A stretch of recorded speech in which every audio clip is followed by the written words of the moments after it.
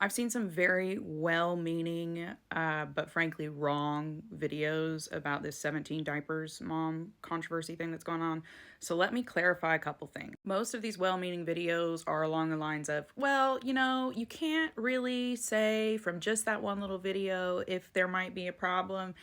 And I just want to stop them there. Because so many of these videos I've seen, they're giving moms the benefit of the doubt. They're like, you can't tell, a mom is always a good person. Like, they come from this really misguided place. But there's a reason that so many of us, when we see things like that happening to children on TikTok, get really, really worried and concerned. And it's because things like this happen, right? This is Alana Harris, the Australian mommy talker, who, it's now come out, has allegedly been poisoning her infant daughter to the point that the girl had tumors and brain surgeries, and she did it all for money. And while the child that she poisoned was sitting in the hospital potentially dying, she made a video asking for a coffee maker, essentially. It was a whole, disgusting. And seeing so many cases like that, because that's just one, right? You also had this mad mama doing crazy stuff to her kids. You've got the Brazilian Jenkins doing crazy stuff to their kids on camera. And now this.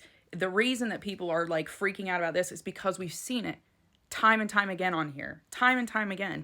And you need to remember, on top of the questionable things we've seen these parents film, it is already pretty sinister to have an account based on filming your children. Knowing that if you put your children on the internet, on a public page, predators will use that content. Even if they don't contact your child, they will use that for their own private and personal pleasure. And this is why you hear us also yelling about, don't put your kids on social media. You should not be allowed to profit off of your children on social media because, yes, these are the kinds of things it encourages. So I get like the voice of reason. We don't want to go and mob people, but we also need to be very, very aware that we're not just talking about a mom that we've encountered in the supermarket. We are talking about a woman who's monetized her child as an object. Okay? Keep that in mind.